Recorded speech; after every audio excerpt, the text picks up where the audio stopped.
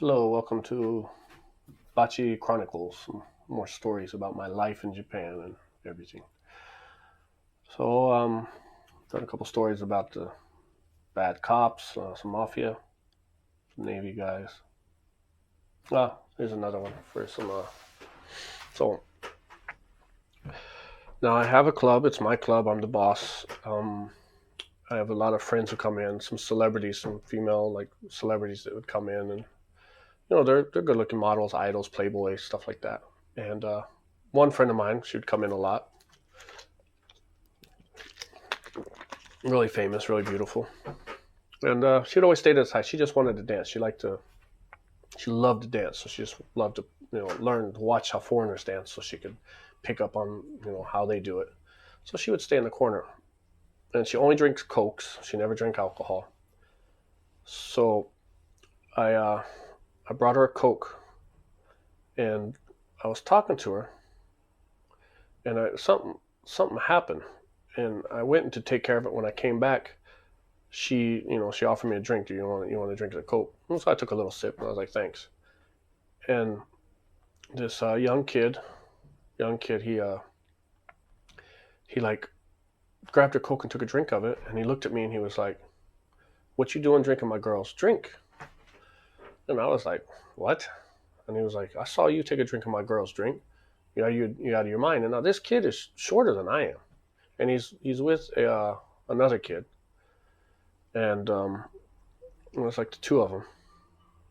So I looked at her and I asked her, I was like, "Do you know him?" I mean, maybe I was at fault. I mean, I didn't know she came with the guy. I didn't. She always comes by herself. She's like, "I don't know who this is," and he was like, "What'd you say to my girl?" Dude, she's not your girl. She's my girl. She's here visiting me.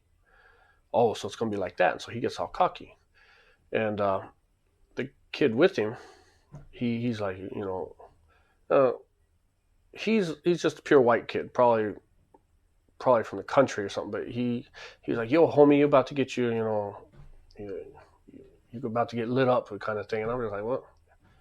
Both you guys need to chill out and calm down." He was like, "How about I get my boys? We come over here and because I had long hair, and they're like, we mop the floor with your long hair, your long pretty hair, something stupid."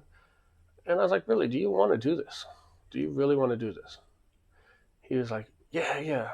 I'll get my boys. You get your boys. We'll see how this. See what happens." I was like, "All right, let's do this." So I look at my security and I just do this little signal, which means round them up.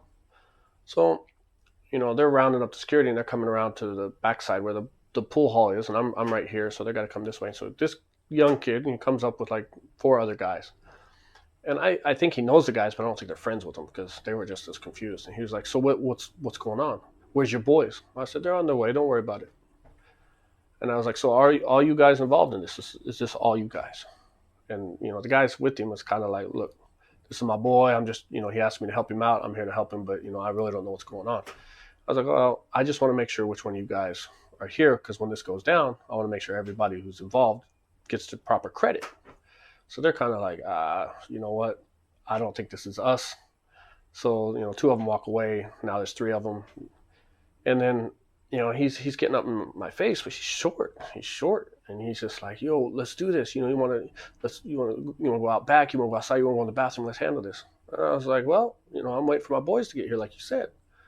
So now my security team has already come up, and so the kid turns around, and he sees like all my security guys, and he just looks at me. He's like, "Yo, this white boy's trying to pick a fight with me. He called me, racist, racial slurs, and he's, and blah blah, just going off on this whole story. How I called him something racial and stuff like that." And I looked at him, I was like, "Are you serious?" And the security looks at him and says, "Are you serious?" He's like, "Yeah, yeah, this kid, I was standing there talking to my girl, and he comes up and just grabs a drink and calls me this and says this to me and talks about how he's going to beat my ass. He needs to get out of here." So security looks at him and they're like, "Bro, this is his club. That's his girl. She comes in, he sees him all the time. They've been friends for a long time. He knows her boyfriend. She's here to see him. Her boyfriend knows he comes in here. So we know who she is and we know who he is. We don't know who you are." And now this kid is just face goes white. And now the one guy who stayed, he's gone. I don't even know where he went. But now it's this kid and then this white country boy who just thought he was gangster. So, and I look at him, I was like, all right, so this is what's going to happen. Since you came at me like that and you acted like this in my club, we're going to take you outside and we're going to handle this. And it's not going to be good. I'm not going to lie to you. You know, we have to prove a point. So he's like, oh, this is messed up. I didn't know this was your club. You know, I said, it doesn't matter if it's my club or if it's his club or if it's this person's club. You can't just go up to people like that and just pick a fight. And, you know, staff, not staff, it doesn't matter. So I was like, take him outside. So as we're walking out, he picks up a pool ball and like he's going to turn around and hit me over the head with it. And of course, security grabbed it and took it out of his hand. I mean, he's only 2 foot tall. I'm like, bro, he's just making this worse for you. So we get downstairs and he's acting tough and stuff like that. And I think he swings on one of the security just out of nowhere, and he almost hits him like Nipsey's chin, and they just pick him up and they just hold him in the air like a toy doll.